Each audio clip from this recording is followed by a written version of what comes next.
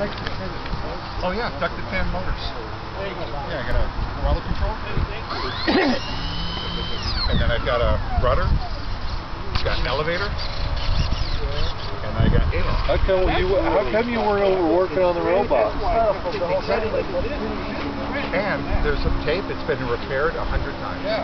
In fact, the whole thing was replaced with hot glue. We drew the tighten up. The nose is replaced. So this is a pretty beat up. But it keeps going. Honestly, it's 5 or 6 years old. No, a friend of mine gave it to me because he didn't want to. Oh no, it's a kit from Hobby Lobby. And I think they still make it. Yeah. What?